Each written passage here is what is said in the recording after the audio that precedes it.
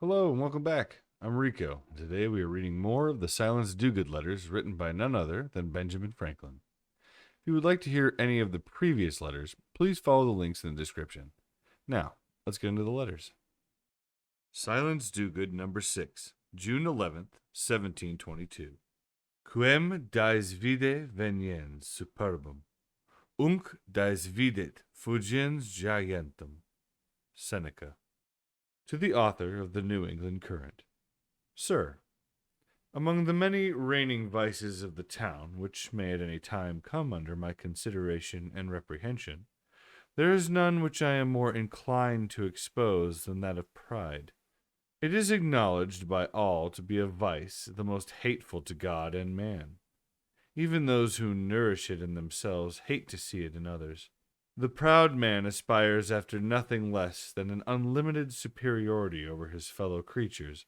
He has made himself a king in soliloquy, fancies himself conquering the world, and the inhabitants thereof consulting on proper methods to acknowledge his merit. I speak it to my shame. I myself was a queen from the 14th to the 18th year of my age, and governed the world all the time of my being governed by my master. But this speculative pride may be the subject of another letter. I shall at present confine my thoughts to what we call pride of apparel.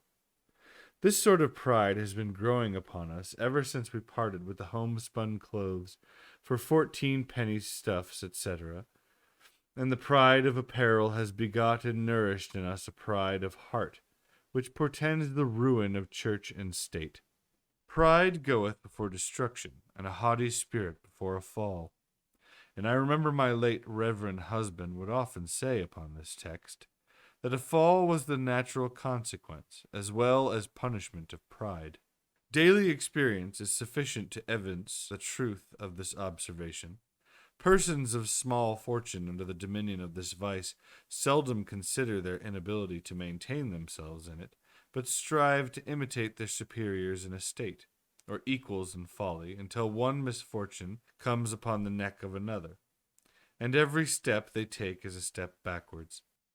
By striving to appear rich, they become really poor, and deprive themselves of that pity and charity which is due to the humble poor man, who is made so more immediately by Providence. This pride of apparel will appear the more foolish if we consider that those airy mortals who have no other way of making themselves considerable but by gorgeous apparel, draw after them crowds of imitators, who hate each other while they endeavor after a similitude of manners.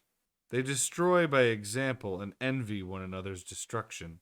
I cannot dismiss this subject without some observations on a particular fashion now reigning among my own sex, the most immodest and inconvenient of any the art of woman has invented, namely that of hoop petticoats. By these they are incommoded in their general and particular calling, and therefore they cannot answer the ends of either necessary or ornamental apparel. These monstrous topsy-turvy mortar pieces are neither fit for the church, the hall, or the kitchen, and if a number of them were well mounted on Noddle's Island, they would look more like engines of war from bombarding the town than ornaments of the fair sex. An honest neighbor of mine, happening to be in town some time since on a public day, informed me that he saw 4 gentlewomen with their hoops half mounted in a balcony as they withdrew to the wall, to the great terror of the militia, who, he thinks, might attribute their irregular volleys to the formidable appearance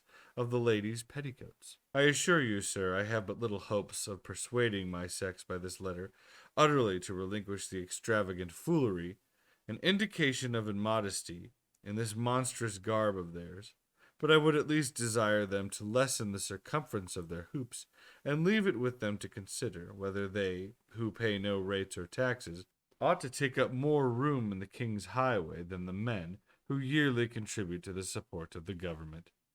I am, sir, your humble servant, Silence Dogood.